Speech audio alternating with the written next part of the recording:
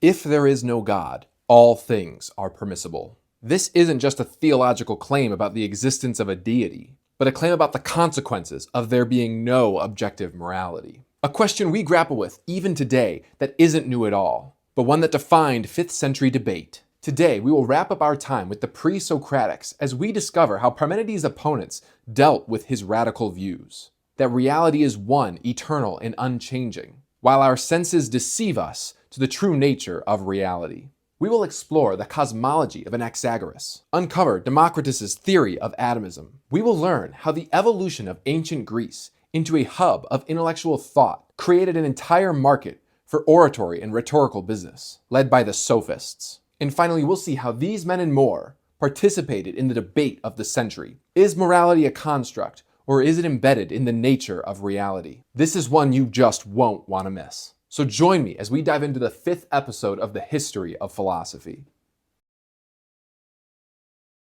Born in Ionia around 500 BC, Anaxagoras is the first notable philosopher to make his career in Athens, where he is thought to have traveled to around 480 BC. Anaxagoras was known to be your stereotypical absent-minded thinker, his head in the clouds, his feet nowhere on the ground. So dedicated to the art and science of philosophy was he that he gave up all other pursuits in life. He devoted himself to a life of inquiry and reflection. By the time he arrived in Athens, he was already a philosopher, and Plato credits him with tutoring Pericles, one of the greatest statesmen of that age. Anaxagoras' fate, it would seem, would be tied to Pericles. Around 450 BC, Anaxagoras was brought to trial on charges of impiety, or a lack of reverence for the gods. The charges themselves were brought up against Anaxagoras by Cleon, the political opponent of Pericles. And according to Pericles, Cleon was a man without any integrity or moral principle. He was convinced that these charges were just a political ploy, trying to dig at Pericles himself. Pericles arranged for the release of Anaxagoras, where he left Athens and returned to Ionia, settling in the small town of Miletus. There he eventually died, but so beloved by the people was he that they erected an altar to truth and mind in his honor, and even marked the day of his death as a holiday during which children would get off school. Philosophically speaking, Anaxagoras had to address the issues that Parmenides brought to the attention of the ancient world. Specifically, how to explain, in the wake of Parmenides' argument that reality is one, the fact that our senses perceive it to be one of plurality and change. He agreed that what ultimately exists must be unchangeable and eternal, but that the appearance of things coming into being and going out of being are just that. Appearances only. No matter was being created or destroyed. There was only a remixing of the elements. An idea that is strikingly similar to the law of conservation of mass, something that we wouldn't discover for millennia. Anaxagoras referred to these fundamental elements as seeds, or panspermia. He believed that these seeds were present all the time and in everything, and that the variations in the way that things appear to us is due to the fact that there are different quantities of these different seeds in different things. Take an apple and an orange, for example. Anaxagoras would have argued that the only reason they appear to be different to our senses is because they have different quantities of one seed versus another, the different quantities making one thing an apple and the other an orange. Anaxagoras' cosmology is that at the beginning of time, there was a large, undifferentiated, and unlimited mass of stuff. And that mass itself was made up of a mixture of these seeds. Seeds which themselves were a conglomerate of an unlimited number of smaller parts. It's from this undifferentiated mass, he thought, that everything else came. The motive force behind all of this, Anaxagoras called the nous, meaning mind or reason. This nous acted upon that mass and set it into motion, from which everything else sprung into being. Anaxagoras thought that his motive force, this nous, wasn't an immaterial thing. In fact, he thought it was the thinnest of all substances, and that it was also the purest, and therefore had efficacy over all of the other seeds. Not everybody agreed with this theory. In fact, Aristotle himself condemned this idea. He thought it had no bearing on the actual truth. Whenever Anaxagoras is at a loss to explain why anything necessarily is, he drags it in. Aristotle felt that Anaxagoras' theory of this nous was far too similar to the idea of a god or some spiritual force that came out of nowhere to solve the gaps in his theories. On a conquest to move away from myth and speculation, Anaxagoras appeared to be dipping his toes right back in the mythical waters that they had left behind. Anaxagoras' mark on history is him grappling with the perennial question of how our senses fail to tell us the truth of reality, and yet how we must trust our senses to some degree to take action and have agency within this reality. A question that perhaps our modern method of scientific inquiry into the realm of quantum physics could be on the way to solving. For now, let's move on to Leucippus and Democritus, teacher and student, who posited an idea so absurdly close to the truth of reality that it seems a miracle they came up with this without any modern scientific equipment. Atomism is the theory that all things are made up of tiny, imperceptible objects. These objects are atomos, or indivisible and uncuttable. This theory addressed the problems that Parmenides brought to everyone's attention so well that even though Aristotle explicitly disagreed with atomism, he studied it in depth to try to get a full understanding. As for our two philosophers, barely anything is known about Leucippus. In fact, it's totally plausible that he didn't exist at all, as some ancient Greeks claimed. Based on the philosophies attributed to him, doxographers are not sure where he originated from, because his ideas represent both the ideas from the East and the Western Aegean.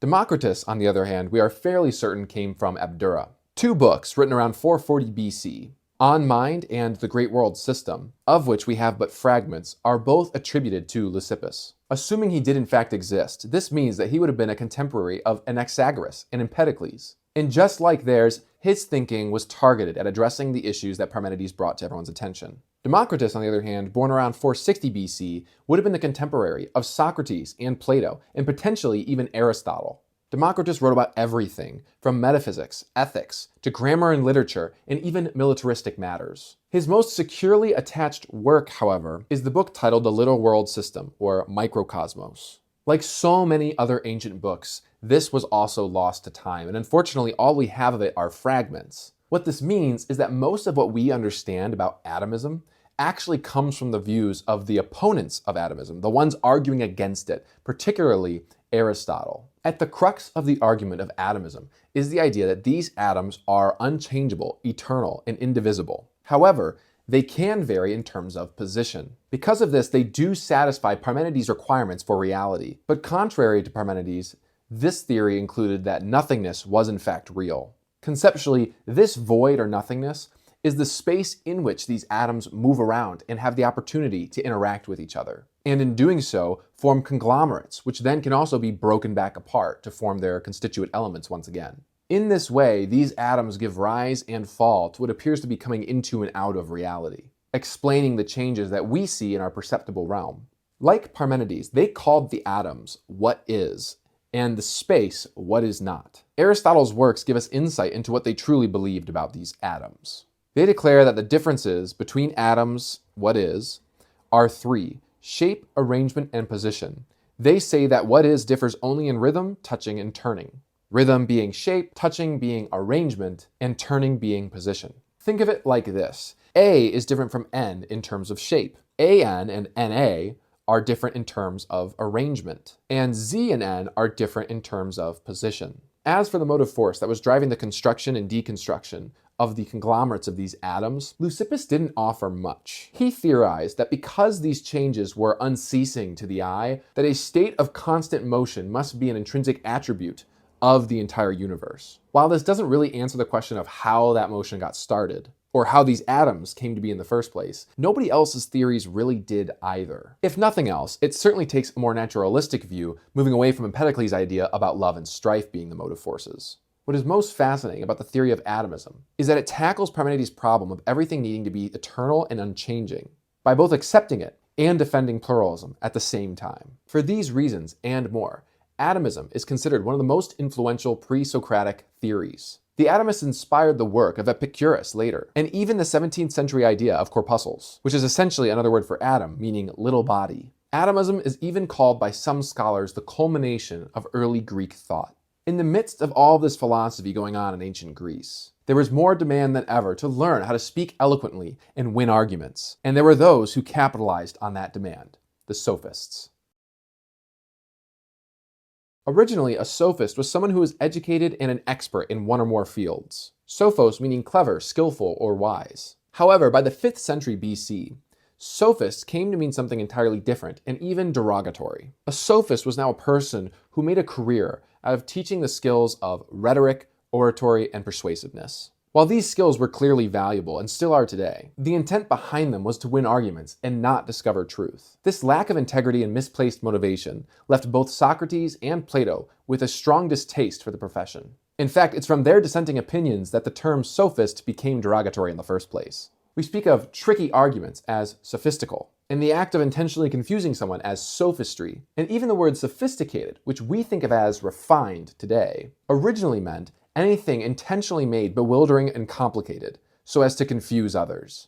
Historians, however, defend the sophists. They think that this take is not entirely fair. They could make a man eloquent in speech, but what good is it if you have nothing of value to speak eloquently about? If you know nothing of great ideas, history, or literature, then your eloquence is irrelevant. So the sophists also taught their clients about such things. Most notably is that the sophists began instructing their clients on something called the philosophy of life, which we might call ethics today. Ethics, which comes from the Greek word ethos, meaning character, is primarily concerned with how one ought to live their life. The sophists didn't realize at the time that by talking about such things, they were drawing the attention of the man himself, Socrates, whose primary concern was ethics and what makes a good life. Though I'm discussing the sophists as if they were a specific group or a school of thought, that's not the case. They were merely individual teachers, tutors, and traveling professors who participated in the profession. One of the most famous of the sophists was a man named Protagoras. Protagoras lived between the years of 490 and 420 BC.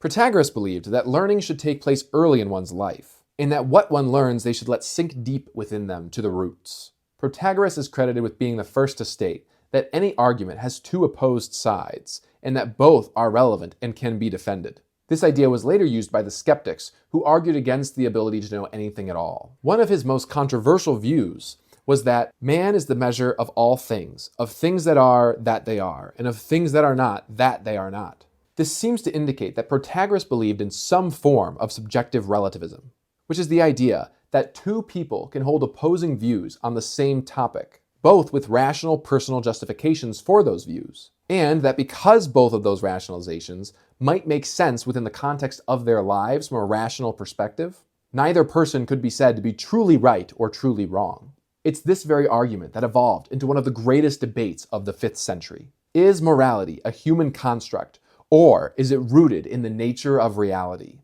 If it is a human construct, is it merely based on culture, convention, or consensus? And if so, could one reject it entirely if they chose to? These ancient thinkers knew that if morality was going to have any authoritative power, it must be rooted in nature. Nevertheless, they were split down the middle on this one. A sophist named Callicles had this to say: conventional morality was invented by the weak to protect themselves against the strong, inhibiting the latter from doing what by nature they have a right to do, which is to use their inferiors for their convenience. Now that is a hot take. And if this is true, think of the implications.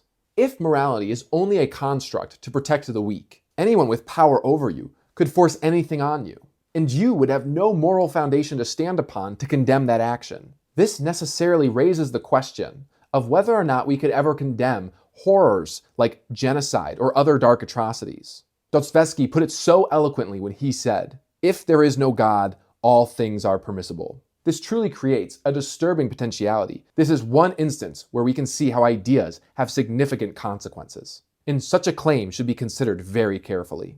Protagoras himself appears to have been on the side that morality is rooted in nature, but even his views were cloudy at best. And who can blame him when we're still arguing about the same exact thing today? While the sophists weren't a school of thought, and may have been disliked even by the great minds of Socrates and Plato, there is no doubt that they contribute heavily to the early world of philosophy. And with that, we come to the end of the pre-Socratic thinkers. There were certainly more than I could mention, but now in 5 short videos, you've got a great overview of the pre-Socratic period of philosophy. Together, we have seen how the ancient Greeks stepped away from myth and towards the powers of the intellect. While the ideas of the first pre-Socratic philosopher named Thales seemed simple, they were the stepping stones needed to bring forth the Pythagoreans, Parmenides, and the Atomists, all of whom set the stage for perhaps the most legendary philosopher which we'll discuss next, Socrates. Nevertheless, it seems that by the end of this period, they too found the intellect to be lacking in some ways. And despite our advances in technology and science, we are still somehow wrestling with the same exact primordial questions. Is there anyone that has the answer to questions like these? Or is part of man's destiny to contend with what we ultimately can never know? Is there ever a place for faith? Keep those kinds of questions in mind as we forge forward. I can't tell you how grateful I am that you are willing to give me some of your precious time and attention. It is truly a gift.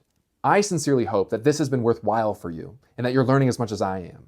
If so, I hope that you'll subscribe and join me as we continue to move our way forward through the history of philosophy. Thank you so much for watching and have a great week.